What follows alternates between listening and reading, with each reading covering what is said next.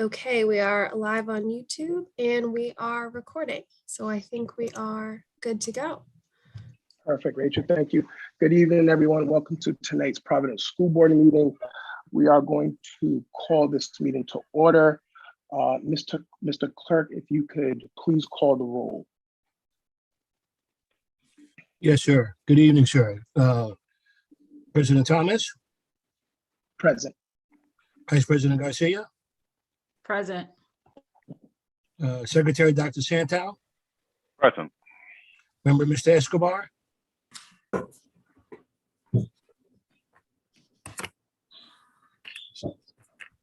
Mr. Escobar. I believe Mr. Escobar is absent. Okay. Oh, hold on one See. second. I just have to promote him to a panelist. You joined via the attendee link. So give us a Okay. moment here. Thank you.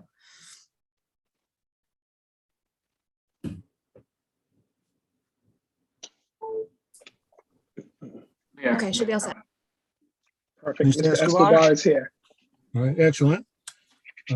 Dr. Goldberg, Present. Mr. Abiemi, Present. Member Mr. Stevens. Present. And let it be known, Dr. Montanez is here. Is Mr. Ruggiero also in attendance? He is. Okay. Mr. President, we have a quorum. You may proceed, sir. Thank you, Mr. Clerk. Next on the agenda is the superintendent's comment. Superintendent. Thank you, President Thomas. Good evening, everyone. And thank you for being here with us tonight on our first remote meeting in some time. I know for many of us, this is a difficult time as COVID-19 cases has risen across the state. I am glad that we can still have an open forum for our board and our public to talk about the needs of our district. At PPSD, we are taking the utmost precautions to keep all our students safe in schools.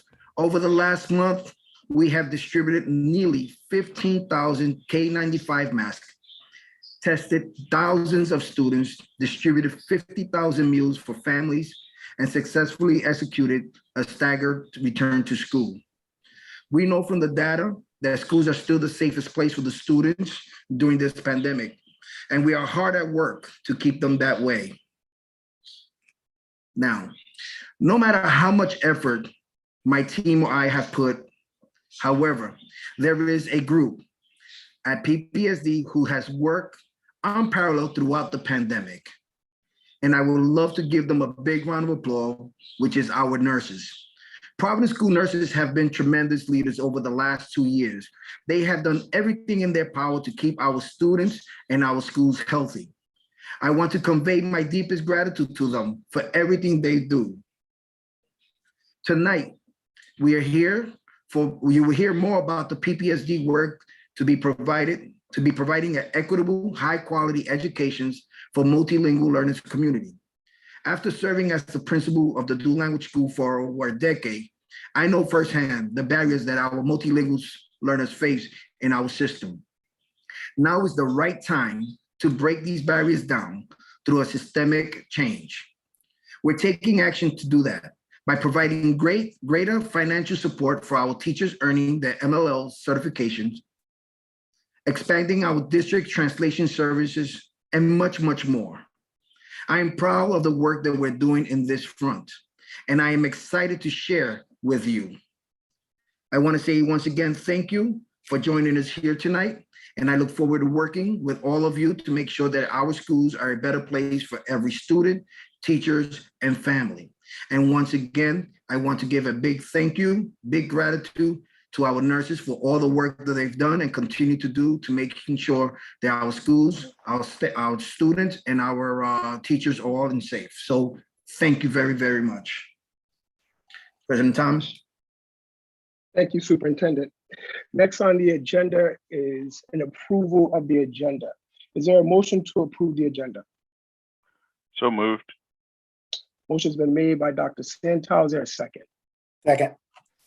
Seconded by, I believe that's Mr. Stevens. Correct. Seconded by Mr. Stevens. All those in favor say aye. Mr. President, if I may, I would just remind the board that I think by virtue of doing it remotely, we have to do a roll call vote. Oh, does this require a roll call vote? Sure. Okay, so I will turn it over to our clerk to call the roll again for an approval of the agenda.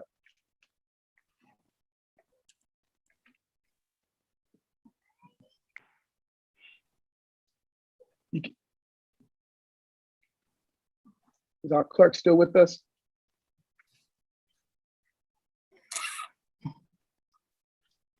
I can certainly, I don't see him on my end. I could certainly do it on my end. Mr. Stevens, Aye. Dr. Goldberg, Aye. Dr. Santel, Aye. Ms. Garcia, Aye. Mr. Escobar, Aye. Mr. Ibiemi, Aye. and myself, aye. Motion carries.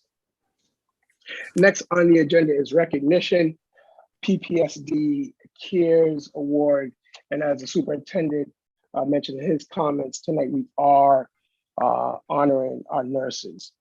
You know, whenever you talk to real heroes, they wave you away with their hands, they shake their heads, and they say, I'm not a hero, I'm just doing my job. Well, the job of a school nurse has changed drastically since January 2020. Remember when COVID-19 were just a bunch of letters and numbers and not a potentially life-threatening virus? It certainly has been a long journey. Today, our school nurses are healthcare warriors on the front lines of the pandemic. They test the sick and healthy alike, not only to monitor the virus's spread, but to protect the community and get those ailing students the help they need as soon as possible.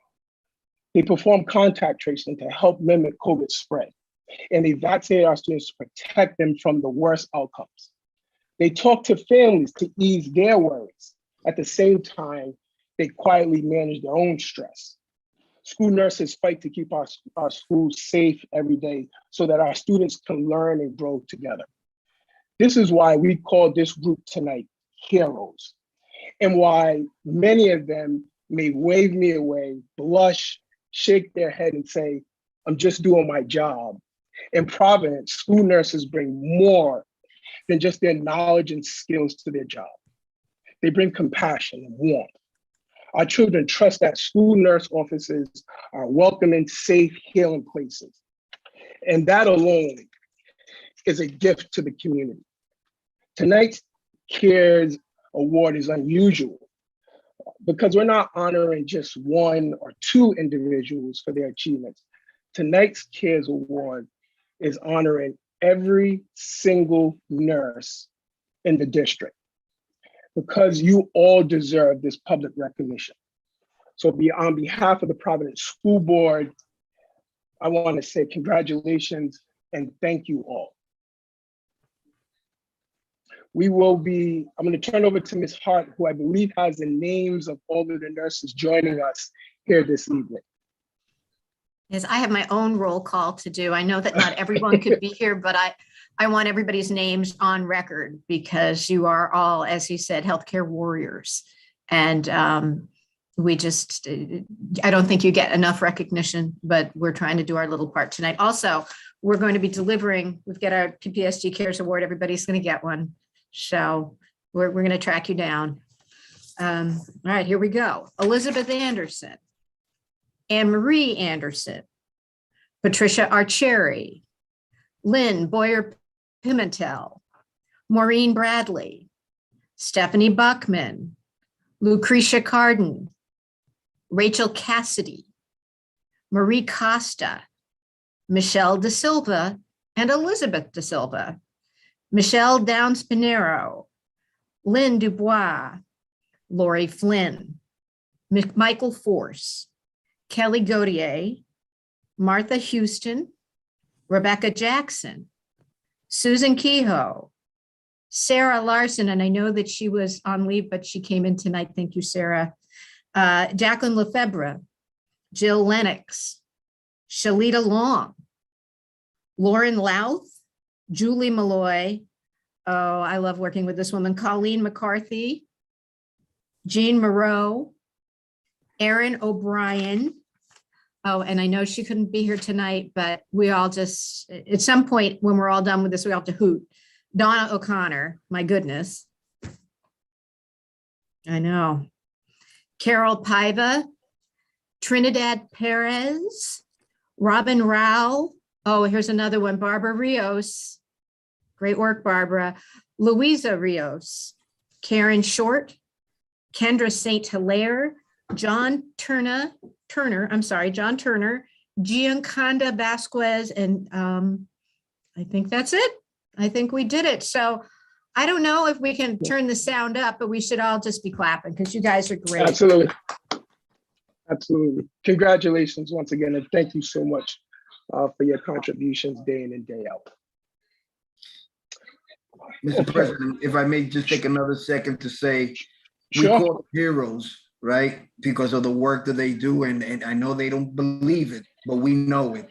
But I also remind all my educators, and especially now our nurses more than ever in the position that we're in, that I consider them lifesavers, and those are our children's lifesavers. So I also want to make sure that they understand how important they are. So lifesavers, heroes, whatever you want to call it, they are shining stars for us right now. So thank you, and I can't say enough of the feeling that I get when I hear about the work that the nurses do, and sometimes it goes unseen. But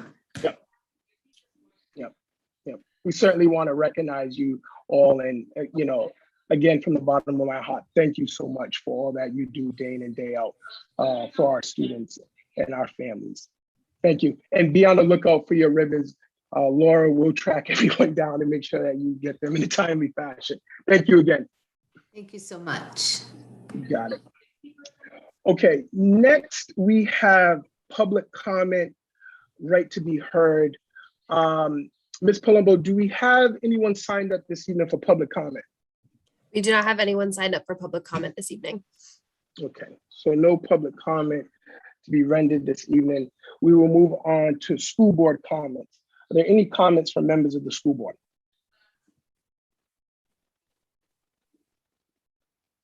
Okay, I just want to say Happy New Year. I know this is the first school board meeting of the new year. So I want to say Happy New Year to my colleagues on the board, as well as the entire PPSD community. Certainly as we head into our February vacation, I want to encourage and urge students and families to please get yourselves tested, please get yourselves vaccinated. Our goal here is to continue to keep everyone safe, and we need everyone to do their part. Certainly, I know that the district is working on some strategies to make testing and vaccination available as we move into February vacation. But I certainly want to encourage families to also seek alternate options to get themselves and their children tested and vaccinated. Okay, and with that, we will move into the next item, which is school board committee updates. Dr. Santal and Mr. Escobar, are there any updates that either you gentlemen want to offer for the policy committee? There isn't much to update, simply because we haven't met since our last update.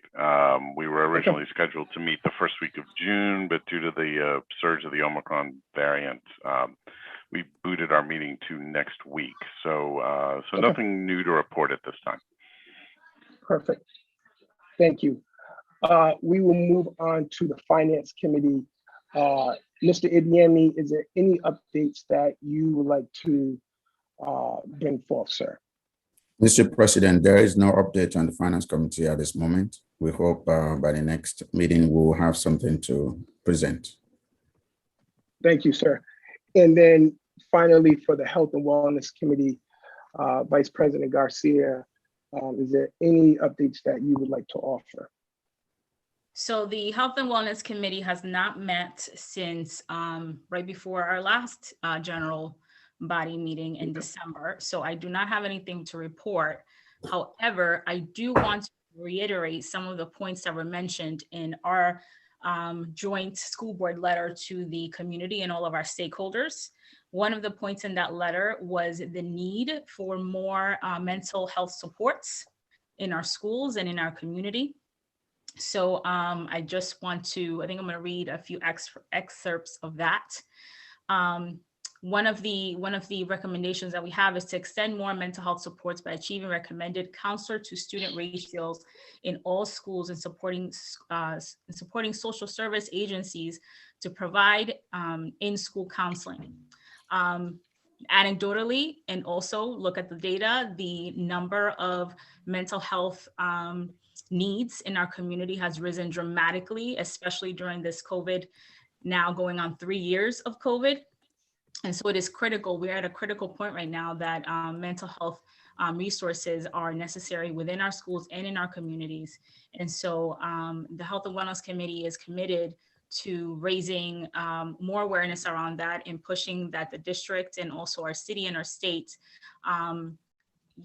step it up for our kids and for our families and when it comes to mental health supports and resources. So refer you back to that letter. There's tons of really great information there. And I pass it on to Dr. Goldberg in case she has any additional comments she'd like to make on behalf of the Health and Wellness Committee. Thank you, Neri. I do encourage everyone to read the letter because we are hoping to advocate with this letter on the behalf of our students and staff for the additional supports we need to weather this COVID storm and help us with the state intervention. I do want to make folks aware of the fact that next month we're going to have a presentation on social emotional health. And so I encourage you to join. I'm hearing from our families that they need more social emotional supports. And even though we've now put counselors in every elementary school and we have parent university and we have social emotional curricula in our school and we're doing PD for our teachers, we're hearing that we need more and that that more can come from the city and come from the state. And it definitely should be our focus on the board to find those supports for our families. And then I just wanted to thank everyone, the school board, for all your collaboration and for putting that letter together to ensure that that we can get the resources we need. Thank you, Dr. Goldberg. Thank you, Vice President Garcia. Certainly echo your sentiments as it relates to social and emotional supports. I think it's been, at the forefront of the school board for a number of years to push the envelope as it relates to social and emotional supports for students. President Thomas? Yes.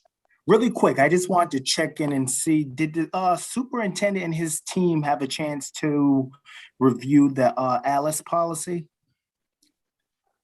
that the young people from the Providence Student Union came to speak about at the last board meeting?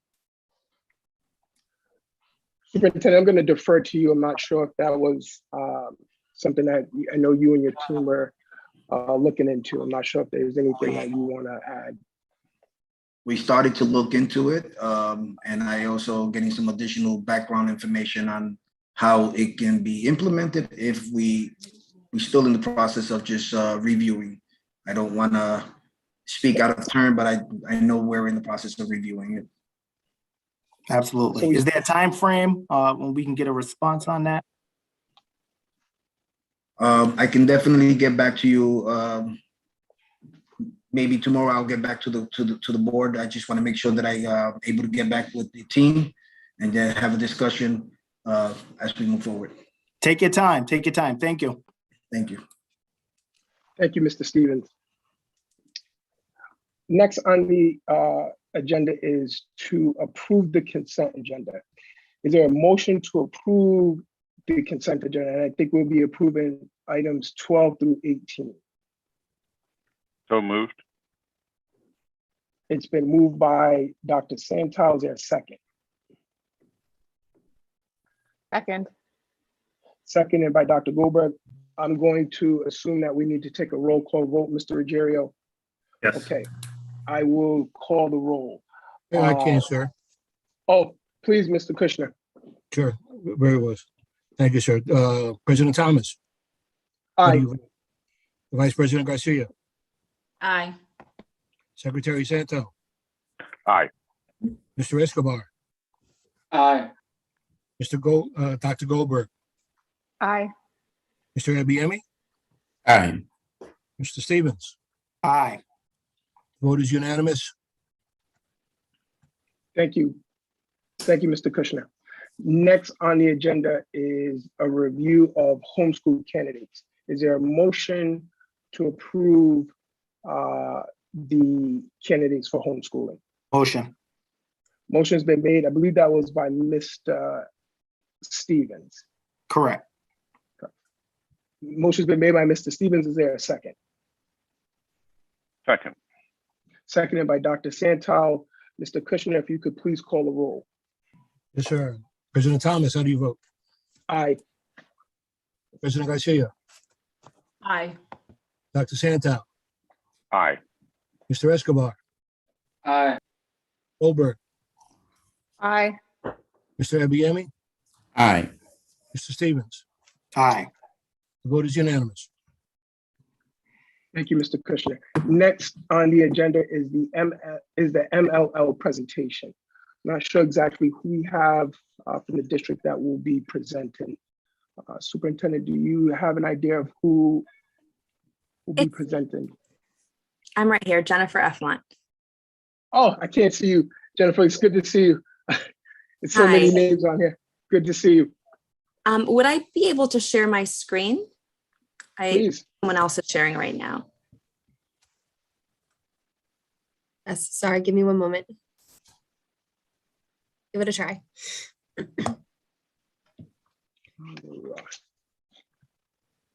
great. Perfect. Okay, I'll just begin. So for those of you who don't know me, my name is Jennifer Eflont. I'm the Executive Director of Multilingual Learners, overseeing the Office of Multilingual Learners. And I always like to share, again, for those of you who don't know me, I was a former multilingual learner in the district. So it gives me a lot of it's a great privilege to be able to serve the students and families in my community. Today, I'm just going to give you a quick high-level overview of just the vision of our department, who are our multilingual learners, a little update on the program and services and some changes we've made over the past few years, some new multilingual learner teacher certification and trainings, and communication with multilingual learner families and some updates that we've made there as well in the past few years. And then I'm going to end with just a current data snapshot so that you can kind of see how our multilingual learners are performing and our foci for the upcoming school years.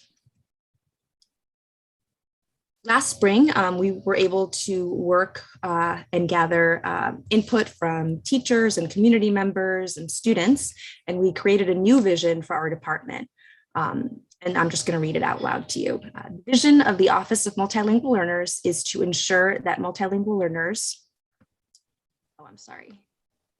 have meaningful access to rigorous instruction, materials, and academic choices within the Providence Public Schools. We will ensure equity for multilingual learners while maintaining their cultural and linguistic identity.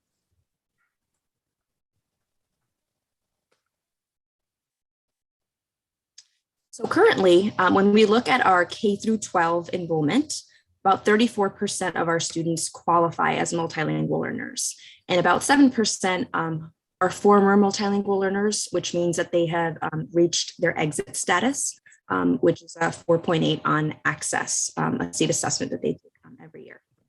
And when a student does qualify for a multilingual learner, when they have that designation, it's really a student who requires assistance to overcome language barriers that impede their equal participation in the district's instructional programs. Here are just some statistics of our current students. We have, as of today, 7,552 students who are identified as multilingual learners. About 27% of them are long-term multilingual learners. And what that means is that they have been identified for 5 or more years. 15% of our multilingual learners are also students who have IEPs and 504s, and we call those duly identified students. And then on the right, you'll see our district major languages. Although we have over 75 languages represented in our district, these are our major languages. And these are actually languages spoken by all of our students, not just multilingual learners, because there are many students who don't qualify for these services, but whose families do speak other languages. And as you can see here, it's English, Spanish, Arabic, Swahili, Khmer, Creole, and Portuguese. So since 2018, we've had an agreement with Department of Justice, and there have been a lot of things that we've improved since then to better support our multilingual learners and their families. One of which has been ensuring that all of our multilingual learners receive English language development services daily. In the 2018-2019 school year, just about half of our students were receiving English language development services. When we pulled this data this current school year, this semester, 98% are receiving English language development services. And that small piece of the pie, that 1.9%, just wanted to make sure you all were aware, it does include some fifth year seniors who are not taking a full course load of courses, but are just here taking 1 or 2 courses in order to meet graduation requirements. Sorry about that. This next slide shows some of the progress that we've made in ensuring that our students are not segregated when they're receiving services. So back in 2018, many of our classrooms were comprised of all multilingual learners. And this in part was due to just staff. When we have a short amount or a small amount of teachers who are ESL certified or bilingual certified, we had to put a lot of those students in those same courses so they can receive services. But we've made a lot of growth in ensuring that students are receiving these services in integrated classrooms with general education or English model peers. And these are just the numbers of our elementary classrooms. So you can see from 2018 to 2019 to current school year, we've increased by over 150 classes that have now been integrated. One of our TAP initiatives has also been to increase the number of students who are served by bilingual or dual language programs. Right now, we are on track to reach our TAP goal of over 2,000 students served in bilingual dual language programs. And we are expanding these programs. Right now, the schools are Debate, Fort Lima, Lauro, Leviton, Sackett, Spaziano, and Stewart Middle School that have these programs. Another TAP initiative is that we are increasing the percentage of teachers who hold and use their ESL or bilingual dual language certification up to 52%. And again, we are on target to reach this goal. We're working very closely with HR to ensure that we are supporting teachers with the certification process. This slide outlines some of those supports. So this year, we've increased the incentives for teachers who will be going, pursuing an ESL or bilingual dual language certificate. We've increased the reimbursement to $8,000 towards any certification costs. We are continuing to partner with our higher ed organizations who provide these certification programs so that our teachers have access to them. And we've also submitted an application to RIDE this past spring, and we're working closely with them to develop our own in-district, in-house ESL certification program for our teachers. Part of our Department of Justice agreement requires that we provide at least 10 hours of professional development on effective EL teaching strategies to our teachers. And this year, we're actually going to be completing a 40-session PD series that we started in 2018. This PD series has focused on sheltered content instruction, which is really a systematic way of incorporating just an array of different strategies that support MLLs in making that core content comprehensible and accessible to them. And here are just a few sample topics that we've covered in this series, using data to inform MLL instruction, developing academic language, differentiation for multilingual learners, comprehensible input strategies, supporting language output, and supporting dually identified students. Again, part of our agreement requires that we also provide in-classroom support for teachers on using those strategies, at least 5 hours per year. And one thing that we've done this school year that has been different from the past is that now all coach positions across the district require an ESL or a bilingual dual language certificate. Currently, we have 40 coaches who hold a full ESL or bilingual dual language certification, and 26 coaches are working towards that certification. So they may be working under an emergency certificate and taking courses towards that. So this year, all teachers who have multilingual learners will receive coaching from an ESL or bilingual dual language certified coach. And really the focus of that coaching is on making that core content accessible to multilingual learners. And this coaching that we're providing is aligned to the Sheltered Content Instruction Strategies PD and that series that we've had since 2018. I'm moving on now to communication with our multilingual learner families, since that's very important in order to really support our student population. Back in 2018, we did not have a vendor who could really support with immediate interpretation services. Thankfully, in 2019, we were able to start working with Lionbridge, which is an over-the-phone interpretation service. So any staff member in the district can call and use a specific PIN for their school or office and have an interpreter available immediately in over 380 languages. And this just shows the usage between our first year of implementation and then last year's a full year. About 86,000 minutes of interpretation services were used. And this is also another form of communicating with multilingual learner families through Kinvo messaging, which is also translated into more than 50 languages. And it just shows how we've increased the usage. These are the numbers of messages that have been translated in the district over these past 3 years. One new vendor that we've started working with this year is Effective. And I don't have year level data yet, but I will share that with you at the end of the school year. This company is allowing us to have schools request either a video interpreter or an in-person interpreter to come to the school function, and also translation services of documents in over 350 languages. And this year we've trained at least one staff member at every school to be able to request these services as needed. So we've done a lot in the past couple of years to increase supports for multilingual learners. And so I just wanted to share this brief data snapshot. We know that when multilingual learners get the supports that they need, they are able to thrive and they're able to meet exit criteria and are no longer classified as multilingual learners. This slide shows our most recent RICAS data. So you're seeing two subgroups of students compared here. The top bar is students who are not multilingual learners. They've never been identified as multilingual learners. And the lower bar shows students who've recently exited. So they were multilingual learners, we've supported them, and they were able to reach exit status. And as you see, more students who have exited are meeting and exceeding expectations in RICAS, both in ELA and in math at the bottom. So it's a small, brief snapshot, but it definitely shows that when we do support our multilingual learners and they're able to exit, they are outperforming their monolingual English-speaking peers.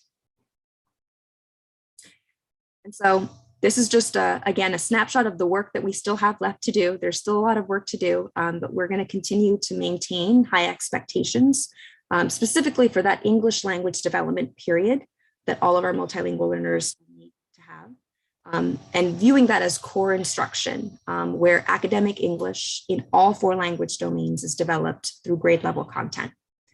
We're also going to continue to ensure that our multilingual learners receive services in integrated settings with model English peers, and that we're educating more families around the benefits of dual language programs as we continue to expand those. And really our focus is that we support programs and structures district-wide that will enable more students to graduate as being fully bilingual and fully biliterate, so that they can contribute meaningfully to their communities. So as we develop their English, we want to make sure that they maintain their heritage languages and their cultures. And that concludes my presentation. Perfect. Questions from the board? I have a few questions and also some comments. First of all, thank you for this presentation. It's been a little while since we've heard from this department, and I remember when we first were confronted with the DOJ lawsuit and all of the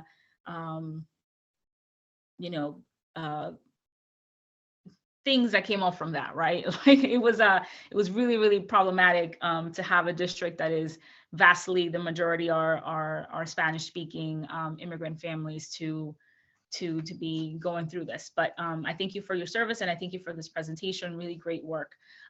Slide number, I don't know what number it is, 6, where you compare the 2018-2019 numbers to current day.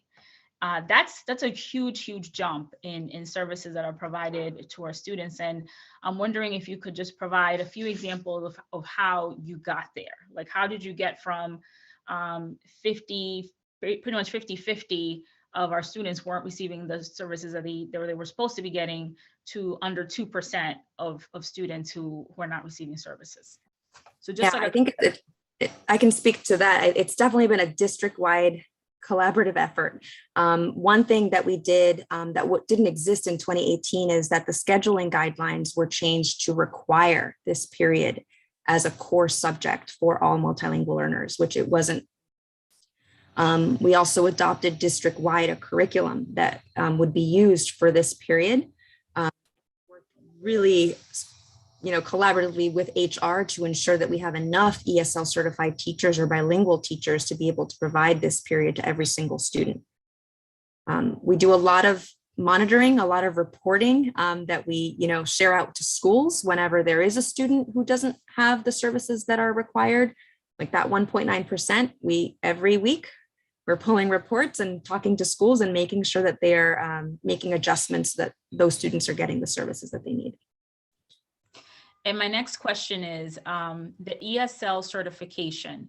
Your note here that the district is reimbursing. Is it every single person who is seeking their ESL certification? Is everyone getting reimbursed at $8,000 for the ESL certification? And also, what is the actual cost? So if we're reimbursing them for $8,000, how much are they actually coming out of pocket? So this year, we did expand the reimbursement to teachers who were just wanting to seek that certification. In the past and prior years, if you held a position that may be converted, so I may be a regular ed teacher and that position would be converted to an ESL position, then we would be supporting those teachers. This year, it's really anyone who's willing to go out for an ESL or bilingual dual language certification that we want to support through this program. There are 4 different programs right now in Rhode Island, and they all vary in price. The lowest cost program is $4,500, and the highest cost program is close to $10,000. But that higher end price is a program that is not only a certification program, but it also allows teachers to earn a master's degree in ESL. And so over time, I believe that teachers would earn additional money for earning that master's degree. But there are different, like I said, 4 different programs, and they all vary depending on if you're doing online, in person, semesterized, 1 year. I can share the information if you're interested in learning more about the programs that are currently approved and their prices.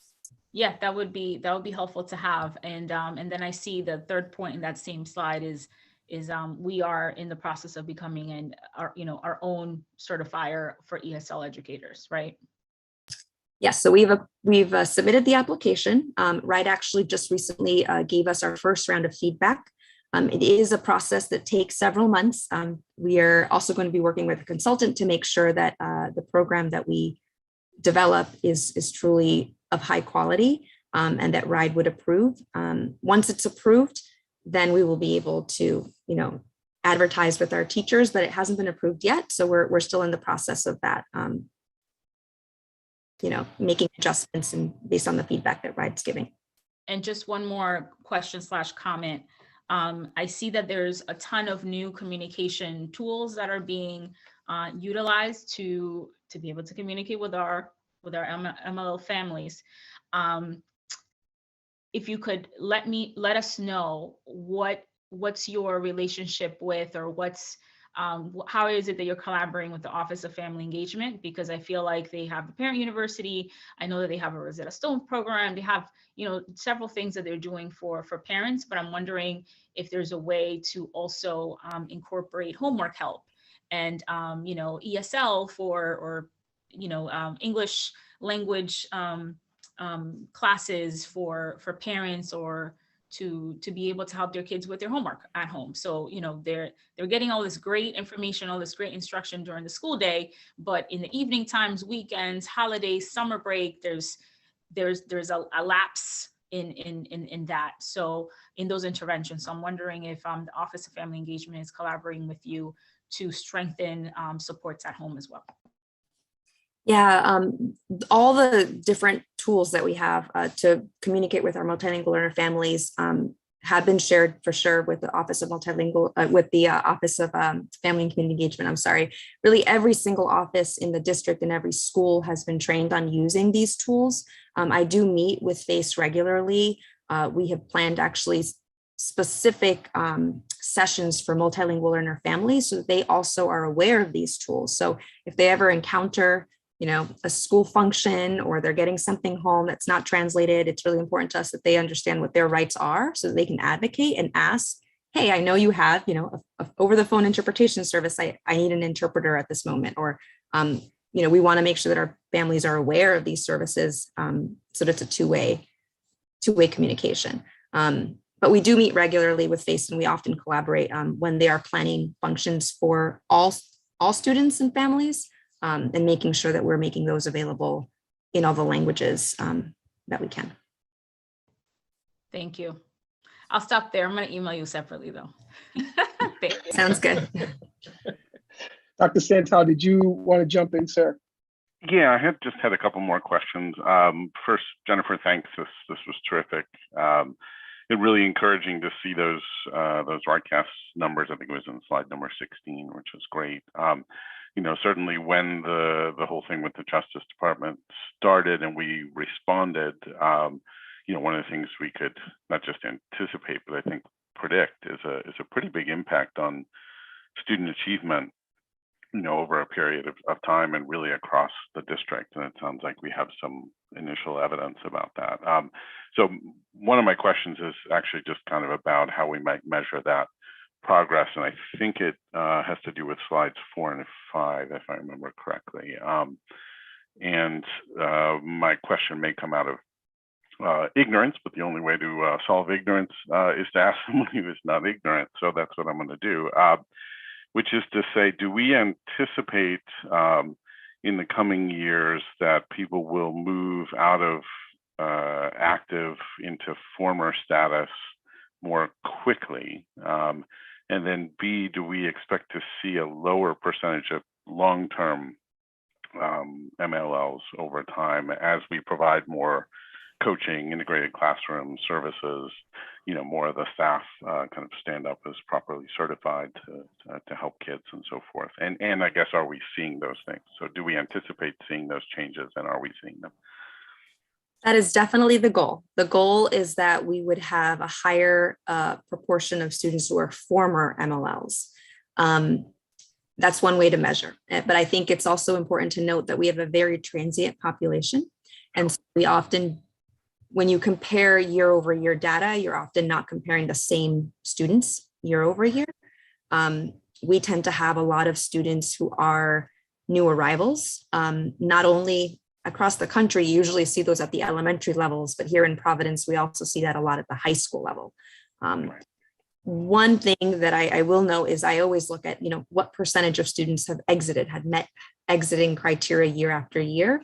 And, due to COVID and the reality of distance learning and schooling, those numbers actually did go down this past year. So we exited less students than we had prior to COVID.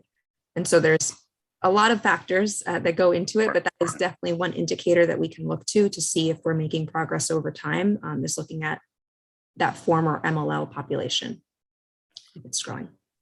Yeah, and I guess just the follow-up question is that, I mean, this level of data and context for it is really, really helpful for the board and really, really helpful, I think, for the general public of the city, which of course is who you're also speaking to here in this circumstance. So I hope you will, come back and update us on the movement of these numbers as we go forward here.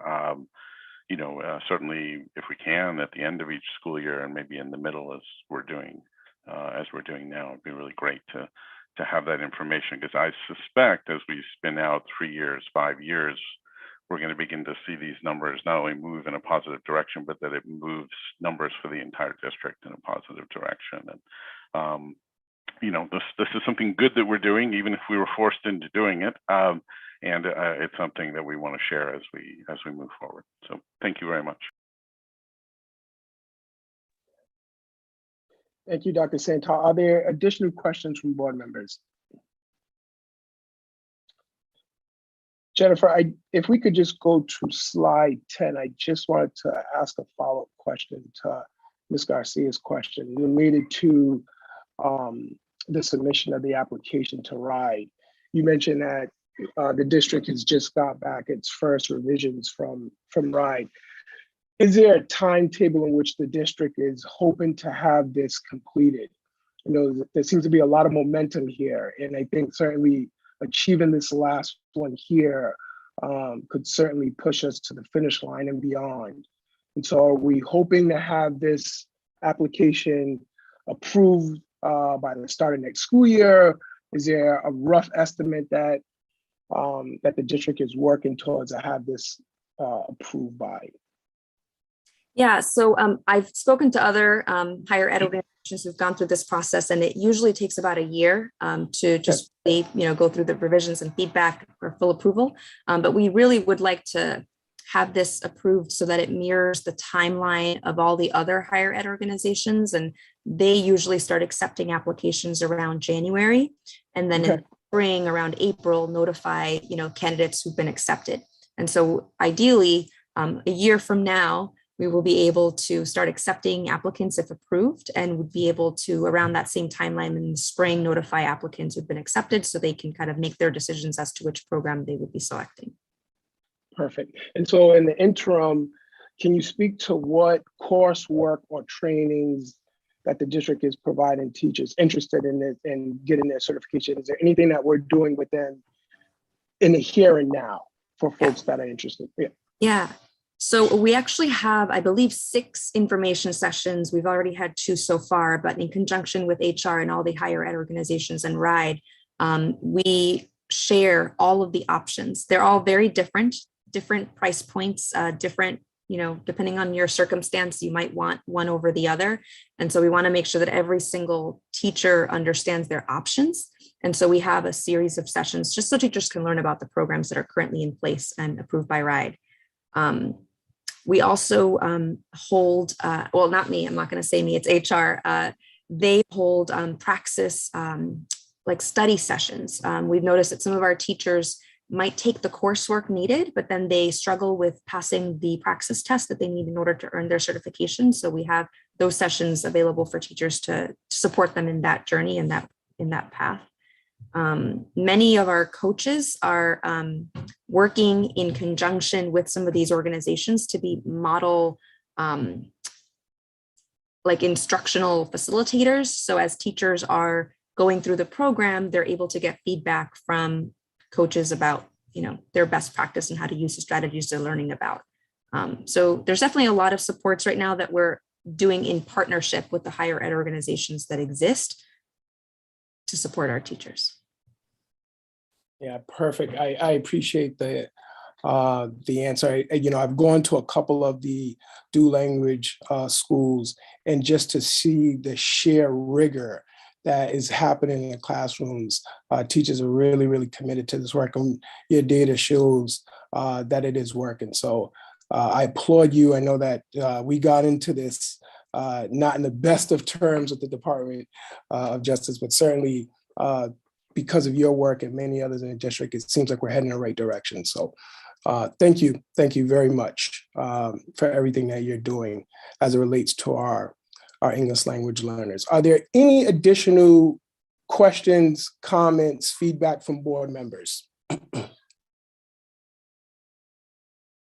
Okay, there being none, I believe we can move to our next item on the agenda, which is executive session pursuant to Rhode Island General Laws 42-46-4 and 42-46-5A1 personnel non-renewal.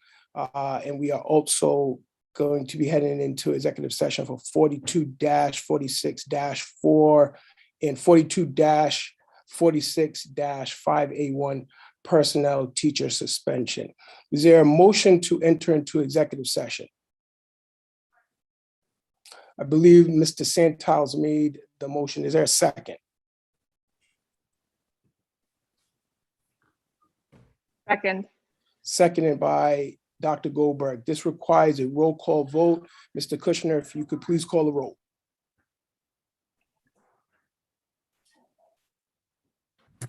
Yes, will. President Thomas, how do you vote? Aye. Vice President Garcia, Aye. Dr. Santel. So I'm muted. Aye. Okay, Mr. Escobar, Aye. Dr. Goldberg, Aye. Mr. Abiemi, Aye. and Mr. Stevens. Aye. The vote is unanimous and passes. The ayes have it. We stand in executive session. I believe the link board members have been sent for the executive session. Thank you.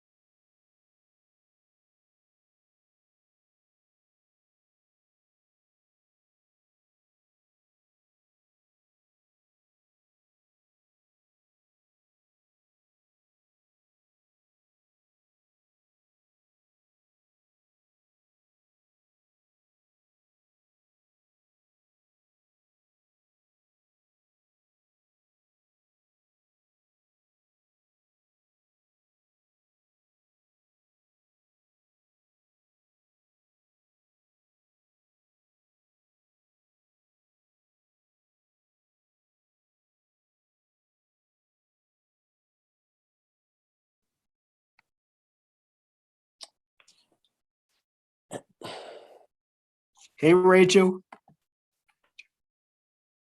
Hey, look who's back. I'm sorry we took long. No, it's has to be done. So glad you're back.